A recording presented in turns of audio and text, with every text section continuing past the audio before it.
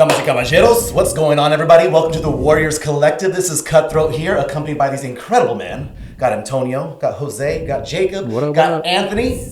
We're all here trying to bring you the best that we can, bring you some collective information as men of integrity and men that we think a different type of way. I guess we're going to start off with some check-ins real quick. I'll start off with myself. I'm checking in with Joy, man. Woke up this morning feeling amped. I felt great. And you know what? Last night I reconnected with my plants a little bit, spent some time just kind of diving back into the simplicity of just silence and listening to nature, man. I was in the backyard relaxing a little bit. And fuck, it felt good. And it literally made the difference this morning. I didn't even need no coffee this morning. It felt good, man. And so I'm charged to be on another episode with you guys. Really, really privileged and really, really honored. Definitely excited to hear what Jose has to share with us today. We really got some dope, exciting stuff coming your way. But, Ant, what you got to say, man? How you feeling? Ooh, let me see. Let me I'm going to check in with myself for a minute. Usually it takes me a second to kind of sit and kind of silence the noise for a minute. But grateful. I'm grateful. I'm happy. A little stressed. You know, stress for me and anxiety is a little normal for me. I'm always trying to do a little bit more than the day before. But I'm managing that. I'm feeling super grateful, excited for what's to come. And excited, yeah. I guess I can just say for one word is excited. I'm checking in with excitement. Let's go. Yeah. What about you, big bro? How you feeling? Not much, man. Antonio here. Checking in with a little bit of anxiety. Just like I shared yesterday, I still have a little bit of anxiety built up around my upcoming trip. Leaving tomorrow from Mexico. I have a guy competing down there in Monterrey. Little anxiety around that. Other than that, checking in with Joy. Oh. Joy to be with you guys here today. Having Jose here. It's checking in with Joy. What about you, Jake? For me, similar to yesterday. Yesterday, when we refer to yesterday, that was Tuesday, our morning men's group. Just a little bit of fear around, insecurity around some decisions I need to make. I'm in this phase right now where I'm trying to step into kind of a new phase, I guess, of my life, or walk away from some of the previous commitments, close down some businesses. Well, as I step in to open some new ones and work on some new projects. So, with that comes decisions that aren't necessarily easy. Some insecurity around that, but making moves and doing that very actively. Just waiting for a few pieces to fall into place and just kind of see where that goes. But yeah, fear, a little bit of anxiety around that. But also this overlying excitement to jump on this mic and have this dedicated hour or so with you fellas. Again, excited to chat with Jose, hear his story a little bit. And, the things that we get individually out of these conversations are super valuable. And that's, why we thought it was important to put this on the mic. So, and I think that's a great precursor to exactly what we're going to be talking about today. Exactly what you were just sharing, that kind of fear, the anxiety that does come, which is natural, especially we're talking about emotional intelligence today as being an entrepreneur and a leader. Hence why we have Jose with us today.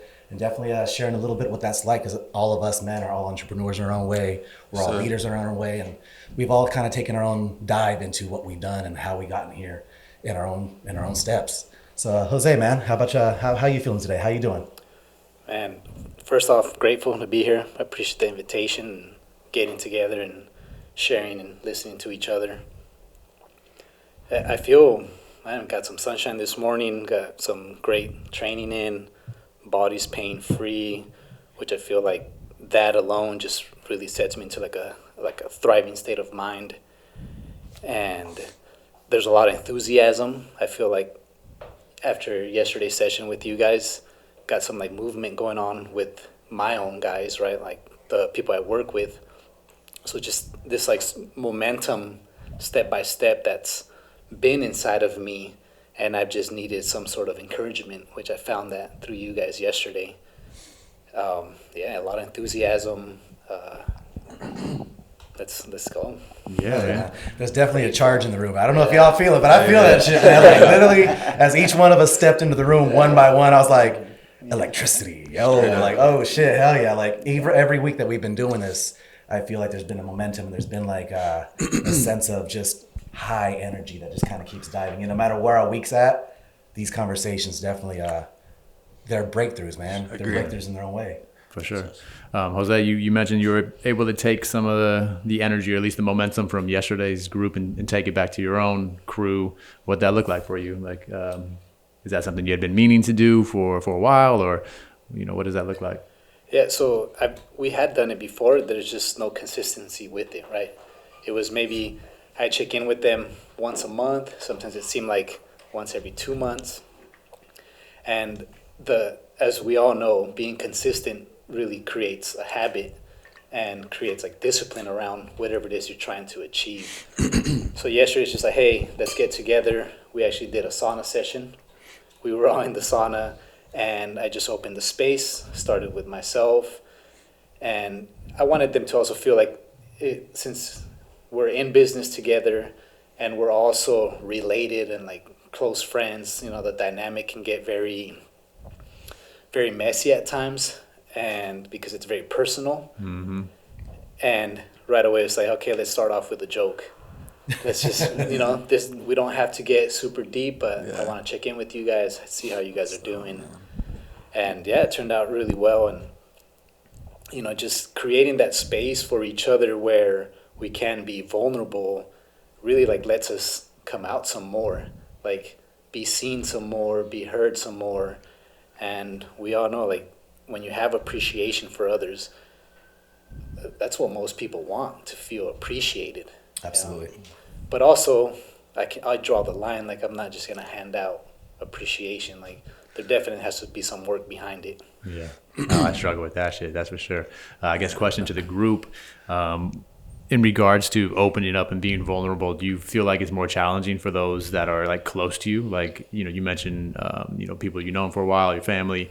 So I'm in business with my brothers, and I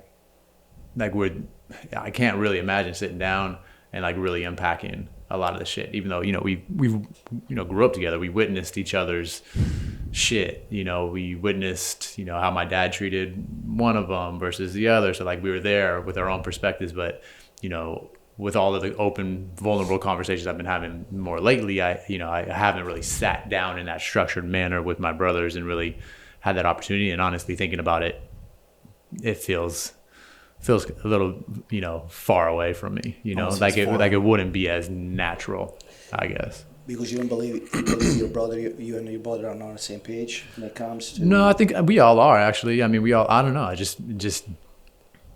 I don't know. I don't know where that really comes from.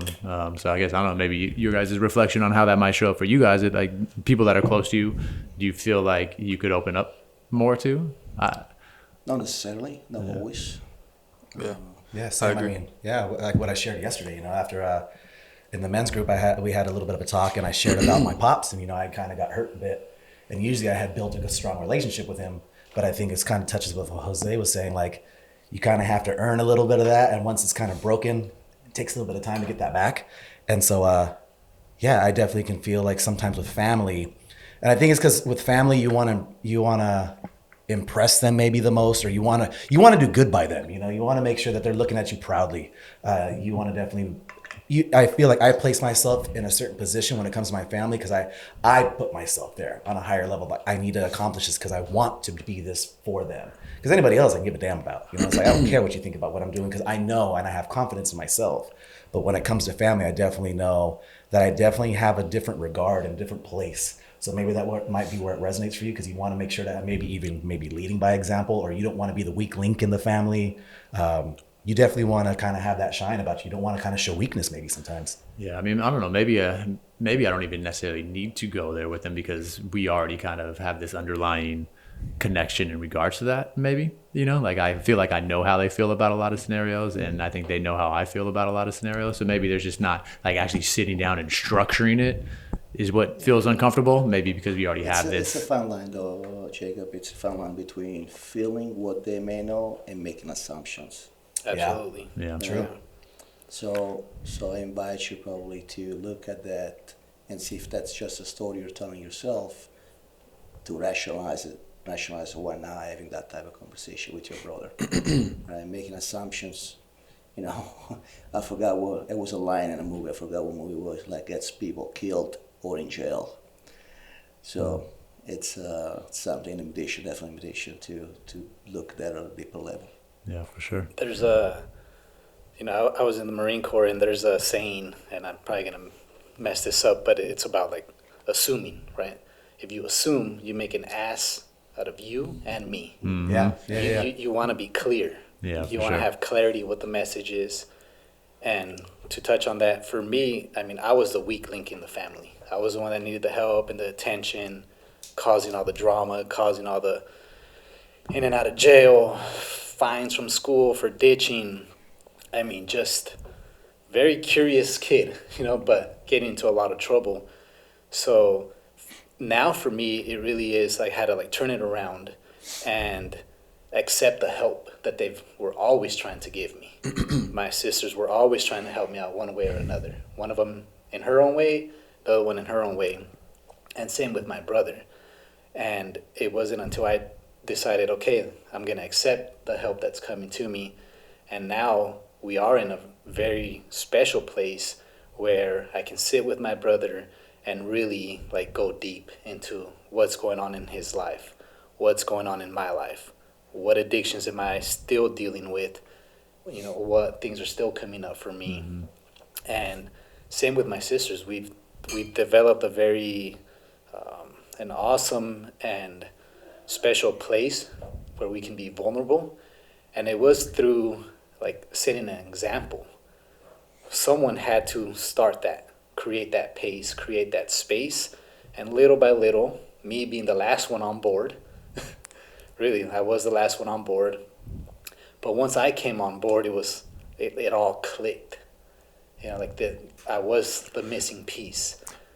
My question, I have so much admiration for you, bro. I see how you approach your day, your mornings. You post how you take care of your body, how you approach your mind. You take care of both, and obviously how you take care of business. It's a synergy there. What shifted for you to where you were more receptive of the help of these people that were around you that seemed to care enough to throw help at you? What was the shift for you? I was curious about the same thing, right? Because I personally, I want to help everyone around me constantly, and I feel like that's my quote strength is helping. But when people that I love and care about offer to help me, it's really hard for me to accept. Man, right? But also to take the initiative and to ask for help is extraordinarily difficult for me. So my question is, what was your shift? Was it a gradual shift, or was it something that was like, oh, I see it now? Thank you for the admiration. Absolutely, I admire bro. you as well. It definitely multiple things, right? And I think probably it was like my pill addiction that like just threw me into this extremely dark, confused place. I felt like I was just out of my body, couldn't recognize myself. And I had to be in that space to like just face those demons, be at like in this like suicidal, alcoholic, drug addict. It still hurts my soul when I say like beating my dog and he's still alive. And like that darkness is what just showed me like you're lost, man. You need help. You really need help. And then from that, it was seeing my sister Annabelle just always providing this like unconditional support, and not necessarily that she was always there in a physical way, but it was like the way that she would speak to me and the way that she would encourage me. Like she was just planting these seeds, and like in those darkest moments, that's what I could like touch on. And little by little, okay, like personal development. I also experienced ayahuasca. I went to therapy, like a psychotherapist, and all of that adds up. And around that time, I was probably like 26 years old. And that's really like where I feel like the shift began, like from that little kid into like a young adult, a young man. Wow. It's a dope story. Well, thank you for being open and honest with you, because I know sometimes unpacking some of that can be very unsettling sometimes, man. I feel it in my chest. I could tell. Like it was just voice, the shift in the face, the eyes changed, because it's like you almost had it's somewhere you don't want to go back to, but you almost have to accept that this is part of who got you to who you are now. Absolutely. But it doesn't mean it doesn't hurt any less. So thank you, man. Thank you for being honest, and thank you for being willing to share some of this stuff with us, man. It really means a lot to all of us. Yeah, there's so much power in vulnerability. There's so much strength in vulnerability, right? Like, I heard an analogy where this guy was like, you have LeBron, right? He's a pinnacle of athletic physical performance, excellence, but he has someone who helps him stretch, someone who helps him eat and cook, and someone who helps him get proper rest, and someone who helps and assists and assists and assists. And even in the gym, right, we got people like, if I need help, I'm gonna ask somebody to spot me. I'm like, bro, help me.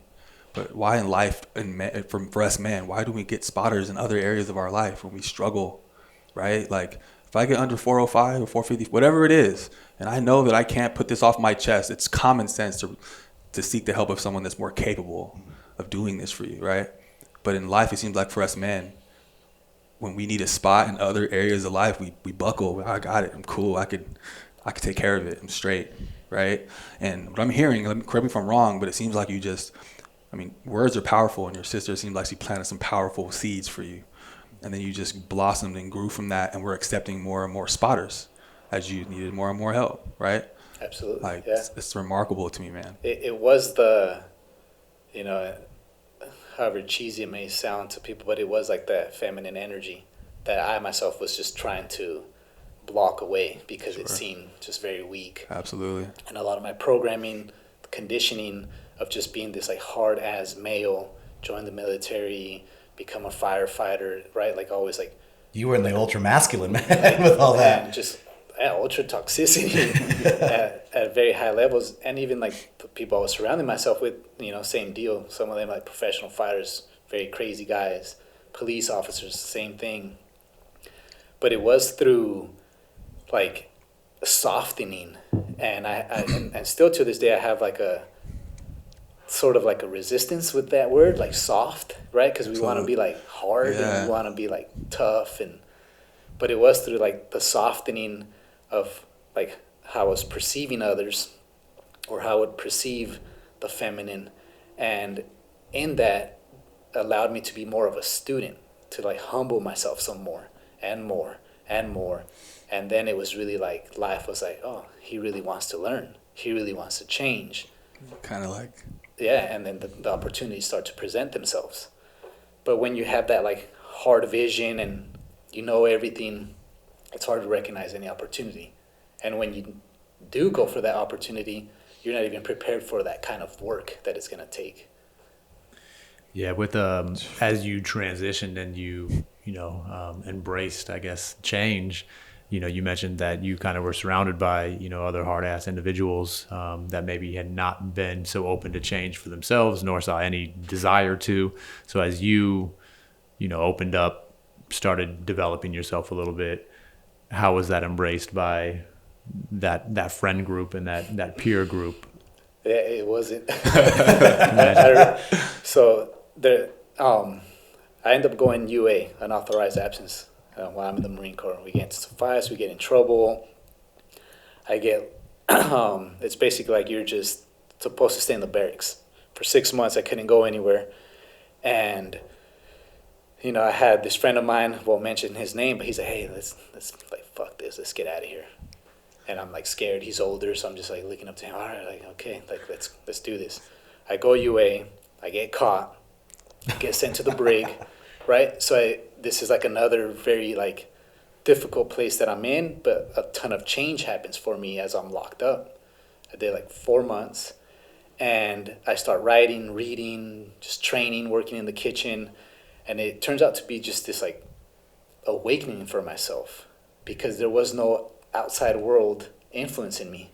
And I started to see like, man, like all these like toxic things that I do, like, wow, I'm an alcoholic, I'm like drinking and driving. Things are just getting revealed left and right. Yeah. And I'm writing letters back to my family and friends about how, like, I feel like I got to know the real me. Like, I like people. I like having fun and smiling. So I come out, and my friends are just like, man, like, you're just going through a phase. Like, let's go out. Come on. Like, just to get us back to where we were. Mm-hmm. Yeah, I had no support. There was no podcast that I was listening to. There was no Antonio that I could like reach out to. So it was on my own, and at the time I had a girlfriend, and she was like great support. But I think that lasted about 3 months, where I actually just broke and went back into those same habits, back into drinking. Yeah. So that, like what you're asking, it definitely finding the support, because when you do it alone, it's a very difficult task, and most of the time, we're moving from the unconscious 80% of the time, and conscious decisions are 20% of the time. So it's kind of like those graphs that they show with the iceberg, right? Like the tip, and then what's below being the unconscious. Yeah, and I think once we recognize, like, we all want to try to pretend like we are in complete control of how we show up and how we act. But in reality, we are just products of largely our environment, and, the models that we see around us. We shape ourselves around that. That's what humans do. We don't wake up knowing how to really do shit. We're babies without any tools to survive. So from the jump, all we do is start mimicking, our parents. We see, as we get older and we start watching TV, we see superheroes, and we want to start acting like that. And We're creatures of our environment. Yeah, for sure. For sure. And, we do have a sense of agency as well, but I think far too often we discredit how powerful all the shit that we consume really is in shaping us. And, for you, having this impactful change, lasting 6 months, but, without like a real environmental shift at some capacity, it's not because you were weak and you fell back into the bad habits. It's because that's what you were around. You know what I mean? And like for me, like my realist example of that was when I was like in a pretty damn dark place, and I've shared the story in the past, and I was like, man, like, dark ass thoughts, I don't know if I was suicidal or what the fuck, but it was just definitely hard as fuck. And I was like, something's got to happen. So, I venture off and I do the 6 grams of psilocybin, and, have a break, have fucking ego death and all that shit. And I'm like, wow, like I'm changed. Like, and then I come back to the same environment of like, fuck these businesses. This is the middle of COVID, and I'm like, fuck, what am I going to do with these businesses? I'm fucking taking mad L's. There's no hope. And, within a few weeks, right back into the darkness, essentially, and fuck, it's really hard. And I think that's why this is impactful. You know what I mean? None of us got all of our shit figured out, but we're all chipping away at it. We're all working towards a better version of ourselves, and don't discredit, how important that is, to have people in your camp. Because if you're going at it alone, man, it's only a matter of time for, you slip. Even with people in your camp, you're going to fucking slip, And I want to touch on something real quick, because you had mentioned something earlier, and I think we can all kind of agree, and I'd love to get everybody's input on it as well. You talked about feminine energy. And I think that's something that a lot of men, when they hear feminine energy, they instantly think, oh, you're being a little bitch, or you're being a girl, you're being a sissy, you're being a baby. But, with myself, I grew up with a lot of women, man. Like, I was always that kid that hung out with my mom and my aunts because they were always around. So I got to see how women interacted, how they talked. And then I would see some of the guys and I'd be like, damn, y'all sound dumb. Like, I would hear the conversations sometimes and I'd be like, I just don't understand what they're trying to prove. Like, at a young age, I saw that. And it kind of like adapted into my life. But then as I grew and got older, obviously now I'm a barber by trade. Dude, I'm around dudes all day. We talk mad shit. Like, that's all we do. So it starts to kind of like shift. But through the spiritualities that I've done and like the reading and the learning that I've done, you start to understand that feminine energy has nothing to do with exactly a woman. It's an energy in itself. It's a way that you carry yourself, the way that you view things. It's the yin to the yang, to masculine, feminine. Right. And I think it's such a huge and important thing that men need to learn to understand, that feminine energy has nothing to do with being soft. It has nothing to do with it has no negative connotation to it. It's actually very helpful for emotional intelligence in a business. And that's what we're trying to get into. Like, when you're working with people, you can't be a hard ass on people all the time, and I was definitely a bit like that, where I had to pull myself back when I was managing a barbershop. And even at the time when I had my own at a time, where I would just be drilling dudes, be like, no, what the fuck are you doing, dude? Where sometimes you don't know what they're going through. And that's where that feminine energy comes in, to be like, hey, let me step myself back and let me reapproach this a different kind of way. Instead of being a hard ass, let me like, hey, what's going on, man? Like, talk to me here. and being able to have those kinds of conversations. But I would love to hear how you guys kind of view that, like the insight of feminine energy, maybe where it's played in your life, where you found that it's been of importance to yourself, whether it be family, business, being that leader in the people around you, and how that plays a big role.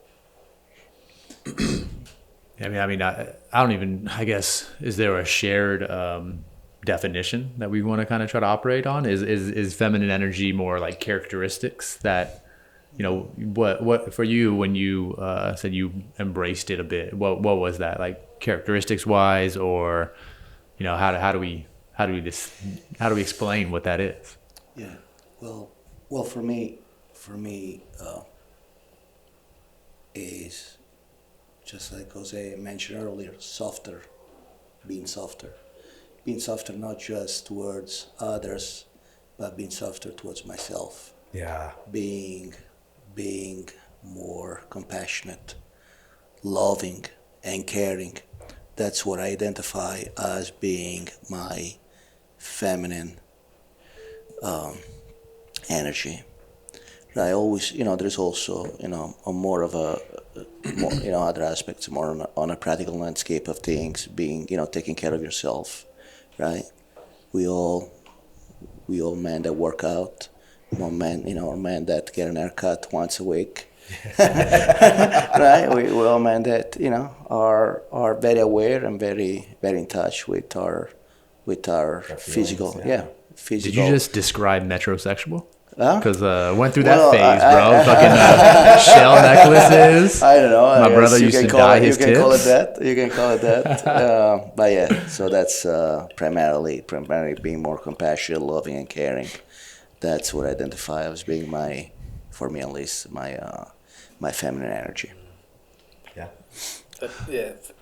Go ahead. Oh, I was gonna say I would have to agree. I mean, I feel like most of the time I'd like to say all the time, but for the sake of conversation, most of the time when we're assessing the way we look at life or outwardly, I think it's always an interpersonal conversation first.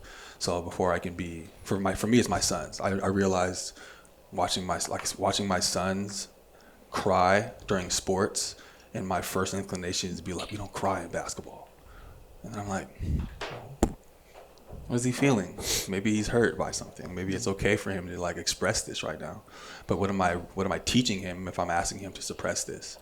So then I really had to double back and then triple back as a man, and then as a son, and then as a brother, and then again as a father, but then back as a man. What does it mean? And how do I treat myself when I feel like this? How do I talk to myself when I want to cry? What are the things I tell myself? Do I encourage myself to access these feelings readily, or am I pushing these feelings away as soon as I feel them? Mm-hmm. If I want to cry, am I welcoming that internally, or am I just looking around, making sure no one sees me, and am I ashamed of this feeling that everyone feels, right? So once you said how you feel about yourself and for me personally, it's always how you treat yourself ultimately it will seep out, and then it'll show how you treat other people. You shit on other people, you probably shit on yourself too. And if you can love yourself in a healthy way, it's much, much easier to stamp that love on other people, because you know exactly what it is, you know what it feels like, and it's not fraudulent because you love yourself that way. Right. Yeah, absolutely, man. Yeah, feminine energy, for myself, I associate that with patience, listening, balance, slowing down, and being considerate, right? Which was a lot of what I was not doing. And as I was, okay, I'm gonna accept this, I'm gonna try and cultivate it, I did this 9-month workshop with my sister as my guide, and it through these meditations and contemplations is takes you from your birth and through the 9 months, or from your conception into your mother's womb, and you're tapping into those memories or just dreams, whatever it may be. But towards the end of that, as you experience this rebirth, and in this rebirth, I felt, okay, 9 months in, it was wow, I actually do feel like I'm a better listener. I feel like I can pause and taking a lot more like subtle conversations or certain words.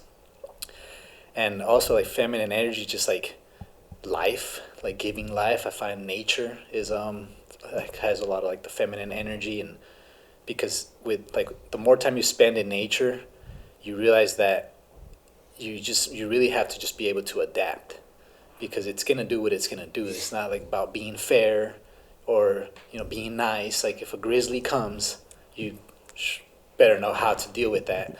Whereas, or you're in a very cold climate, I hope you know how to start a fire.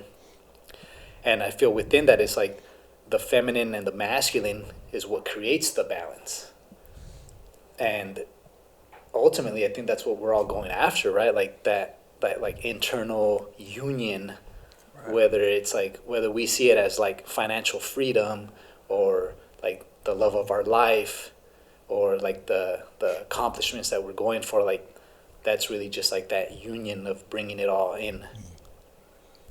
Love that. Right? Yeah. Pretty much. It's funny that you say nature because they call it Mother Nature. You pretty much Is there a reason why they nailed it? You can summarize by saying it's better to be a warrior in a garden than a gardener in a war. Absolutely. Straight up. That's great, dude. I like that. People talk about nature all the time, but when we talk, you said Mother Nature has that connotation, but I don't spend enough time in nature like I need to. Jacob, I know you do, but nature is ferocious, right? It's brutal. It's unforgiving. It's just pretty. Sure, sunsets are like nice, right? But like nature is not nice, dude. You know what I'm saying? Yeah, I mean, sunsets are beautiful until you're like in a very cold place and that sun is going down. It's like, oh man, like the temperature's about to drop. There's the balance. Yeah. There's the balance. I feel like you mentioned what you associated with feminine energy, and you started like naming a few things, and they're all like attributes, bro. They're all like secret weapons. Slowing down.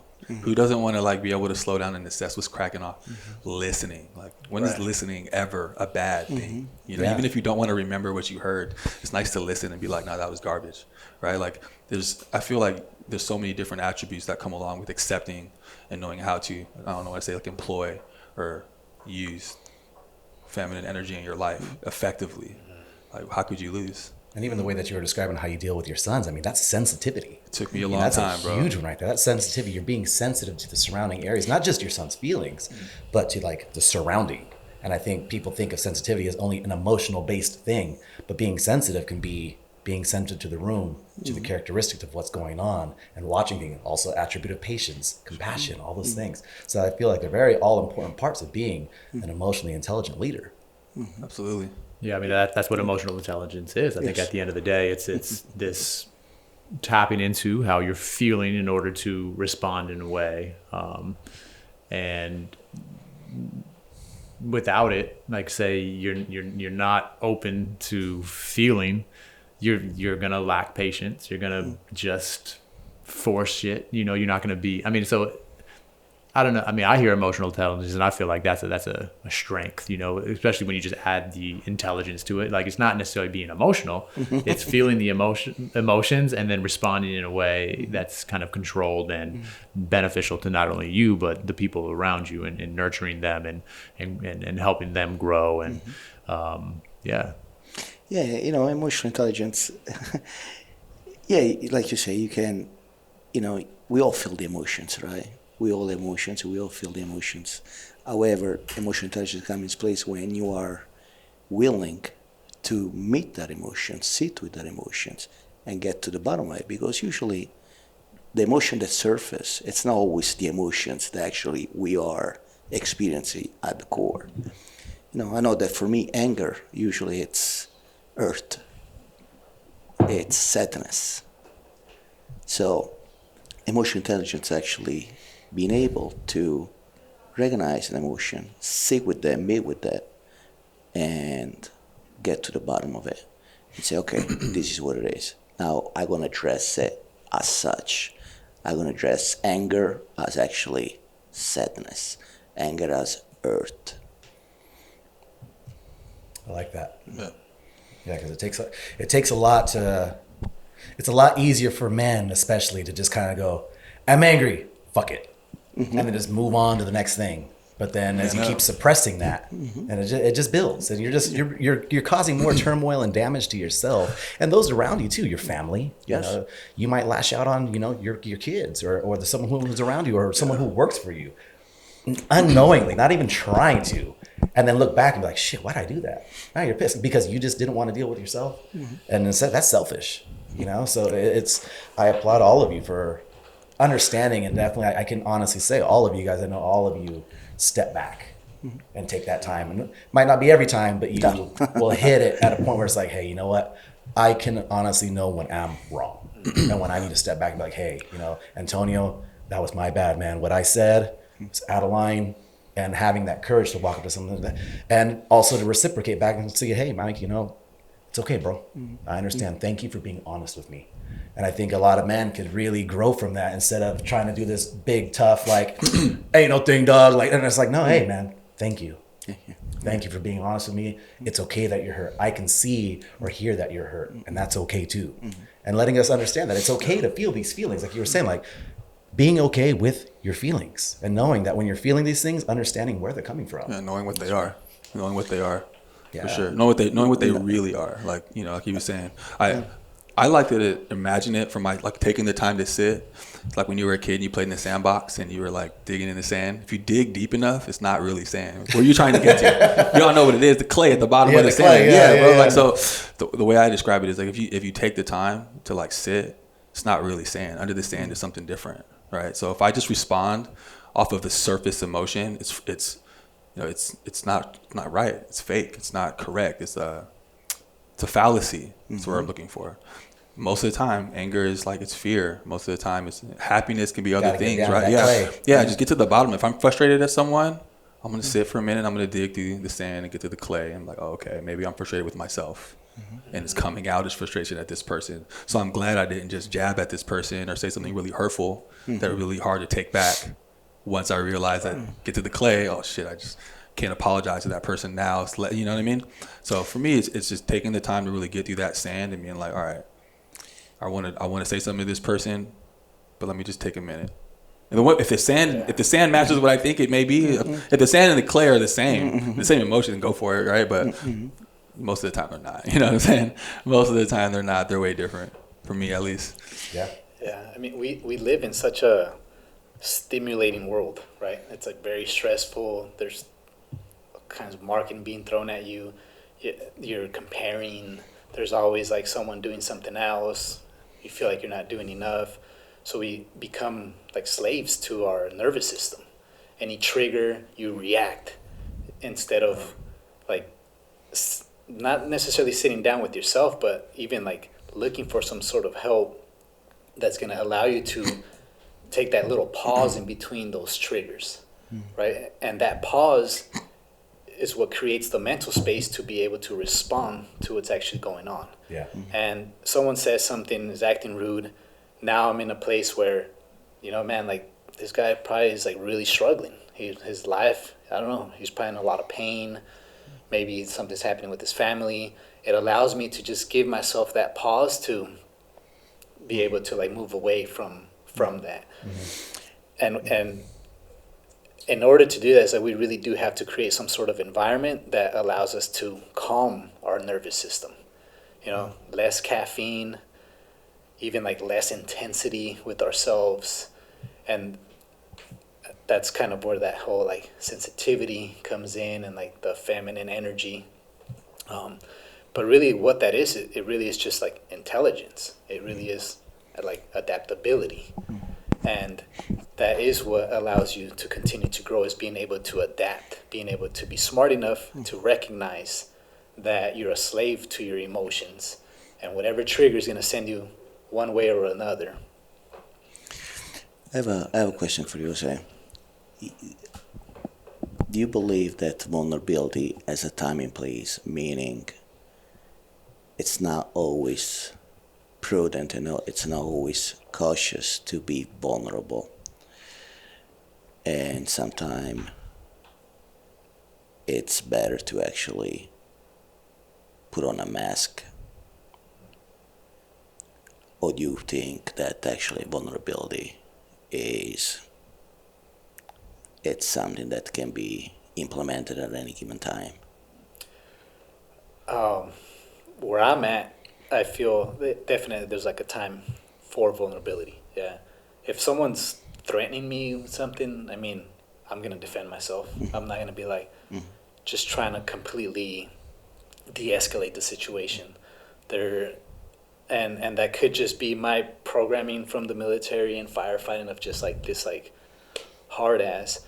But yeah, just a lot of people don't even have the awareness to be able to understand that you're being compassionate and like vulnerable.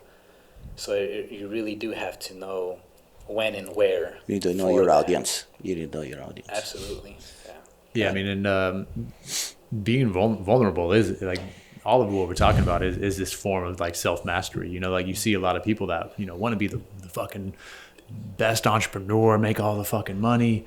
But if you're missing, you know, half of the skill set and the tools needed to, like, we see a lot of people, I mean, I would say myself included, like where it's like, I got a level of grind that, you know, I guess we'd probably put in the masculine energy camp where it's like, I'll fucking show up most people. But once you are trying to take a next step to the next thing, like those tactics no longer work. You need to learn how to slow down, have conversations, you know, be at a higher elevation to be able to make wiser decisions. And I'm still kind of in that transition where it's like, I'm still just showing up when it's like that showing up is fucking playing me right now because I need to be delegating. I need to be having, you know, more empowering conversations with the squad around me. Yeah.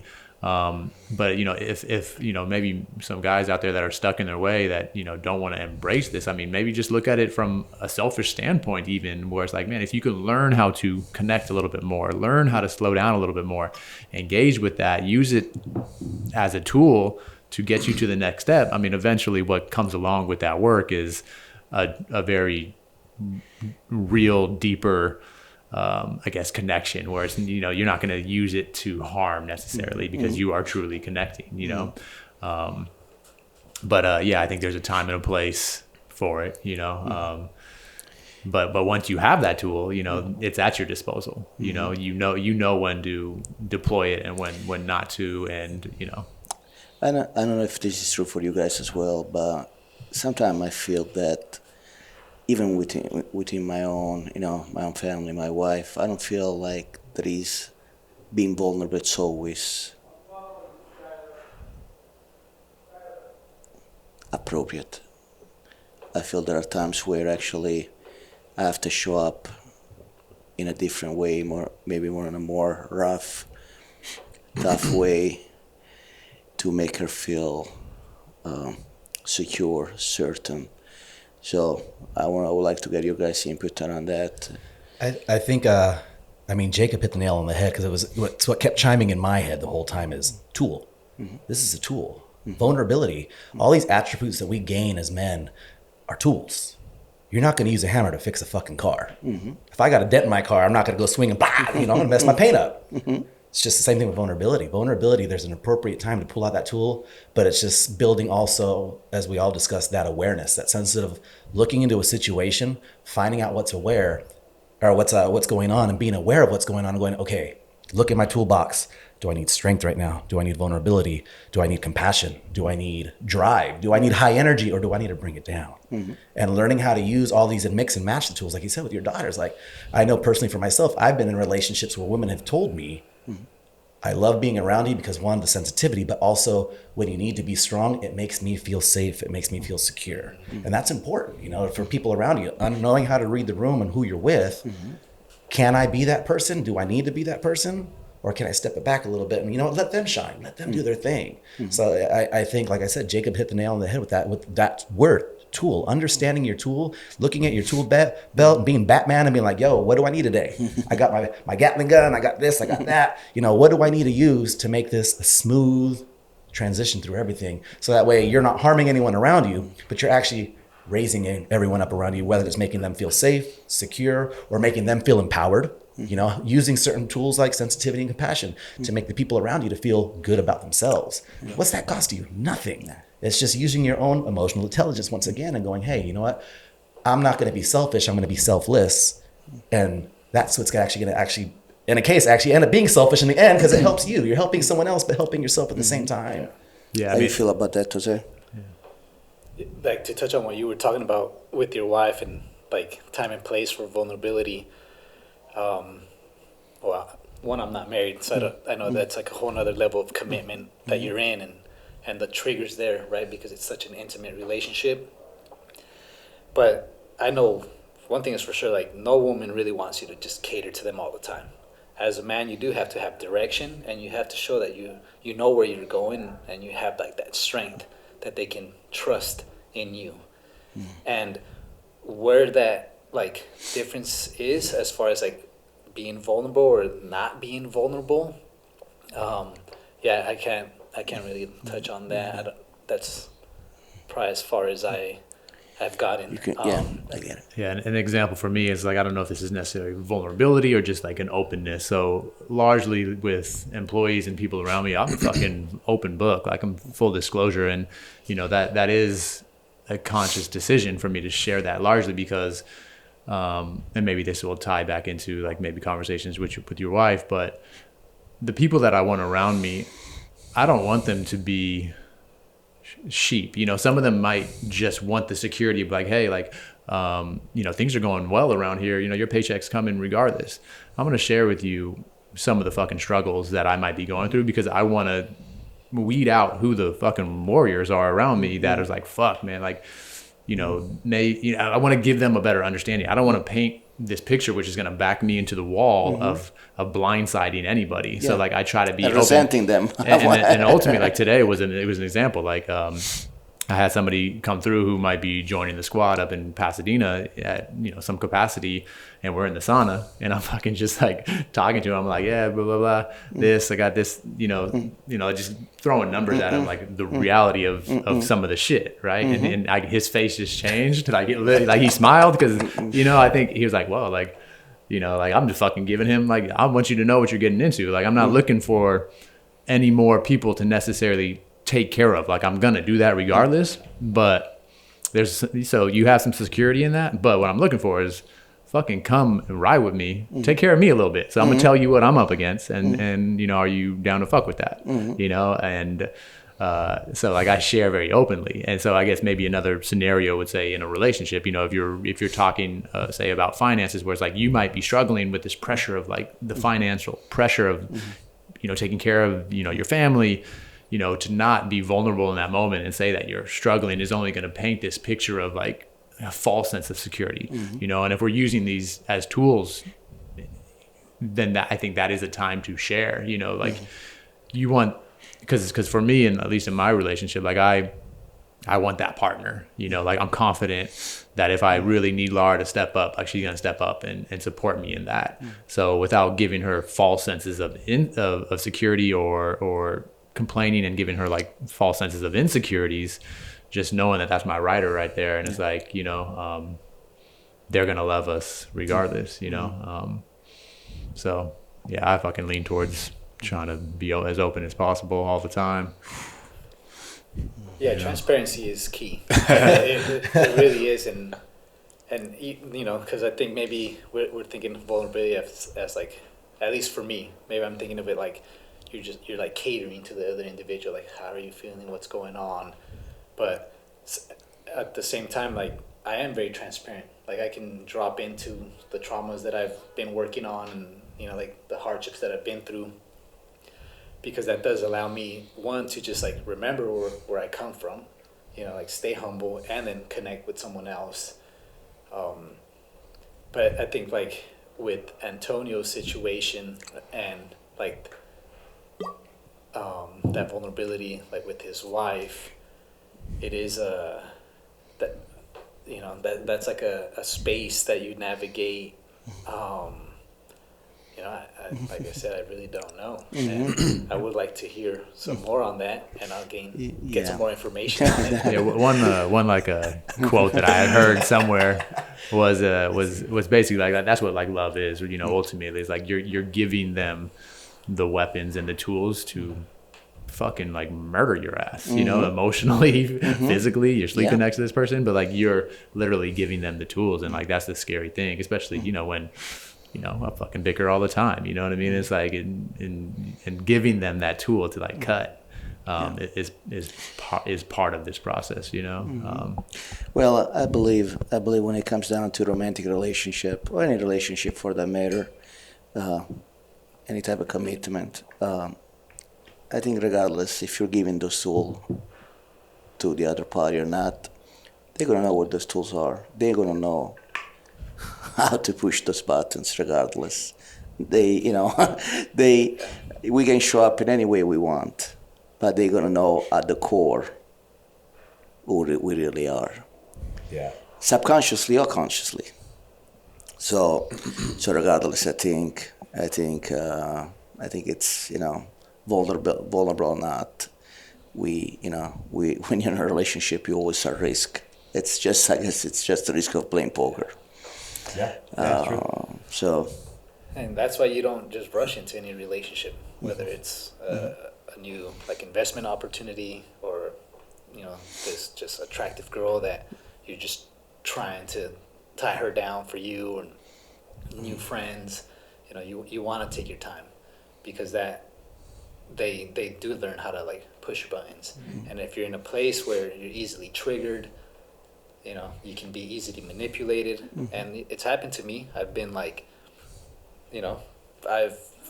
certain people have been able to charm me in a way that I like trust, and then I put money into something, and then it's like boom, like like what just happened here?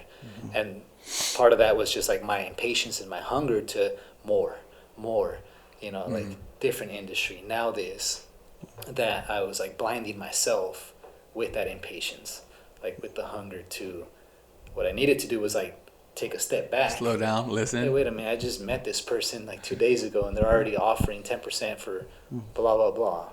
Right? Like the version of myself that comes out of the sauna, very relaxed, would have seen it coming. But that overly caffeinated individual training way too much, Aggressive. it's hard to see. Yeah. That's, I mean, and as you guys who've been around, like this has been my struggle, because like I need to fucking zoom out right now, and I feel like I'm so in it. So it's like I'm just like, I know I'm not making the best decision. That's why like I'm nervous as fuck right now, trying to make some major decisions, and it's like I just can't quite slow down, man. But We're doing DMT in the backyard. 2 hours. Let's go. that'll zoom you out. Jose, I have a question for you. You briefly touched on those practices, those morning practices. Would you mind kind of take us through them and share with us what they look like? First and foremost, sleep. I absolutely just get some sleep. I know a lot of us want to act like we don't need sleep, and like I'm only on 3 hours, and I myself used to brag about it. Being a firefighter, it was like we all only got 2 hours yesterday, and it's like this way to like bond with other people. But you get some solid sleep, your body's regenerating, your mind is like being able to like retain more information, be more creative. So all that does is allows you to come into the next day and be able to make healthier decisions, whether it's easy ones or difficult ones, right? So I get my good sleep, I wake up, I always have some sort of prayer or meditation, or even just like talking to myself what I really want to bring forward. And it's sort of like a time to just like tune into like the boring, like the slow, like how are things really going for me? And I go through like my infrared light panel where I stand 20 to 40 minutes in front of that, eat my breakfast, take my supplements. If it's sunny, I go outside, get some sun, move around a little bit, and that really just like sets a pace for me for like the rest of the day. Whereas if I'm waking up late, sleep deprived, pounding caffeine just to get out the door, I'm already driving like, oh, come on, man, speeding. You already got that anxiety high. Yeah, you already have that anxiety high, and the goal for me every single morning is to just like really calm my nervous system so that I'm able to like make decisions and be able to like tune into those subtle things going on around me. And it's, man, you know, sometimes I just look up at a tree and I'm like amazed just looking at a tree, like I can feel connected to like the nature, feel the sunlight, the wind. You see a hummingbird, and you know, another great habit really is like the environment you're in, right? Like the people you're surrounding yourself with, the music you're listening to, the podcasts you're listening to. So I try to daily listen to whether some sort of like hypnosis or podcasts on something that I find interesting that I can later on implement into my life. And then every day I get some sort of movement in. I hope one of these days, sooner than later, this podcast will be part of your playlist. Yeah, and if that wasn't an advertisement for Spacebar Wellness over in Pasadena, I don't know what is. Come get your red light therapy on. Make sleep sexy again. Or you can just come get your haircut and sit down in my chair and have some therapy there. But yeah, I mean, I think, we're trying to keep this to an hour, and we're right knocking on that door, fellas. Another great conversation. Jose, very grateful for you jumping on board. Grateful for you rolling with me the other day in jiu-jitsu. Man, it's been dope having you around the past couple of days, and look forward to getting to know you a little bit more, man. Thank you. Anybody else? Last words? No, actually, you know what? No, I do. And we can resume. We can address this question on next podcast. Do you men believe there is an underlying belief, a common denominator that for men to approach this conversation, to undergo this quote-unquote transformation process? Do you think this work, in other words, it's not so much accessible but doable, pursuable by all men once they become aware? I think once they become aware, that's the challenge, is becoming aware, and a lot of it is work, you know what I mean? A lot of guys that think they're hard don't really want to do the work. I see it all the time. Guys who think that they're hard jump into the ice bath and are fucked because they don't know how to regulate their nervous system.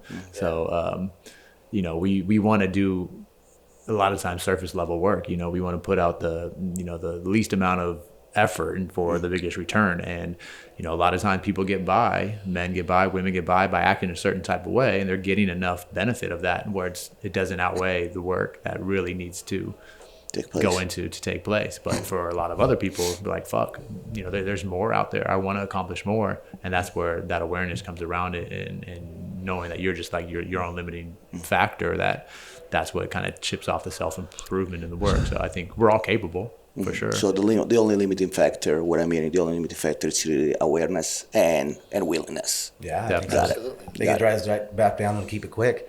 It's like addiction. You can send someone to a recovery home, but until they really want to, they ain't gonna stop. Until they really want to change, they want to have something happen to themselves, they want to have that growth. You can tell them, you can preach. But the thing is, also, I feel it's important for the people that are around us to preach those things, because like Jose said, his sisters were planting those seeds, and look what happened of it. So there's also an importance of us as men to plant those seeds into other men, to let them know, like, hey, like, you can do this, man, because you never know when it actually might initiate that change for them. Yeah, I agree. I think in most cases, at this most simplest state, human beings don't change unless their belief systems or their value systems change, and unless either of those are malleable, people don't stop what they're doing. They always stay the same. Love it. And just real quick, usually I encourage anyone listening to this to really like take a deep look at yourself and see like where you can address certain things, and like being honest with yourself is a very difficult thing to do. But don't wait until life makes you change, because that comes in the form of cancer, bankruptcy, addiction. Like, start now. Great advice, man. Absolutely. Great advice. All right. Well, dope session, you guys. I mean, I think we settled it up here. Jacob, you want to roll us out? Again, if you guys need to find me, reach out to me, Cub_Saldana. Appreciate everyone to have the willingness to listen to this podcast and then ultimately step into the courage to make change, man. So, Jose, where can people find you? J. Viscarra. Antonio, strength philosopher. ant_Woods. It is Cutthroat. You can find me on IG at Cutthroat Barber. Beautiful. All right, guys. Until next week. We out. Appreciate you, gentlemen. Out. All right, fellas.